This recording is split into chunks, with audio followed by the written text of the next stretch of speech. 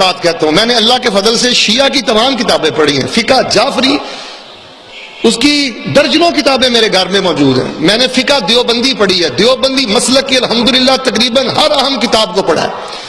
فقہ بریلوی بہار شریعت سے لے کے قانون شریعت تک ہر کتاب کو میں نے دیکھا ہے. اہل حدیثوں کی فقہ کو میں نے پوری گہرائی سے اسٹڈی کیا، پڑھا ہے، دیکھا ہے.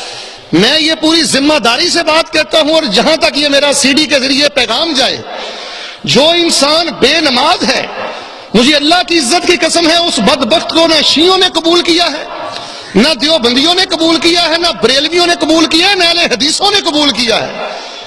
وہ کہتے ہیں ایسے بندے کا ہمارے مسلک سے کوئی تعلق نہیں ہے جو نماز نہیں پڑھتا، بد مذہب انسان ہے، اللہ کے ہاں اس کی کوئی قدر و قیمت نہیں ہے.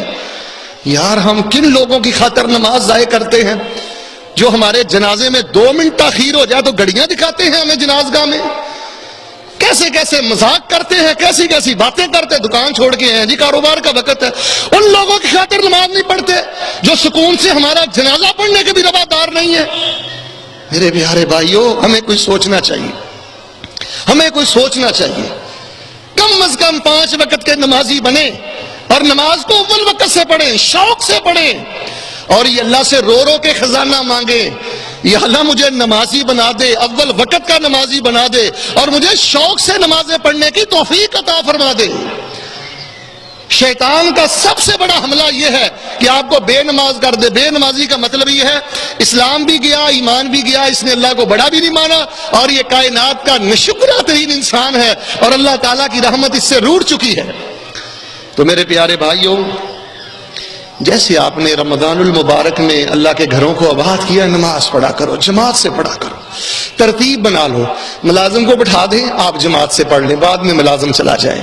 ایک ترتیب رکھو، نماز کو ضائع نہ کرو. فرمایا یرید اللہ بکم اليسر ولا یرید بکم العسر ولتکملوا العدہ ولتکبروا اللہ علی ما ہداکم ولعلکم تشکرون. اللہ تعالیٰ کے حضور میں دعا کرتا ہوں، اے اللہ ہمیں 5 وقت کا نمازی بنا دے.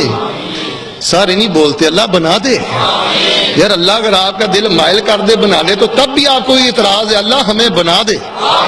یا اللہ اپنی رحمت سے ہماری پڑھی قبول فرما دے، اور آئندہ زندگی یا اللہ تیری ملاقات کے لیے آنا ہے. دیکھ لیں بھائیو، اللہ کی ملاقات، ایک جج کی ملاقات ہو نا، ایک جج کی ملاقات، بڑا مہنگا اور بڑا ٹاپ کلاس کا بندہ وکیل کرتا ہے جی، جج کے سامنے میں نے پیش ہونا ہے، کتنی تیاری کرتا ہے، فائل تیار کرتا ہے.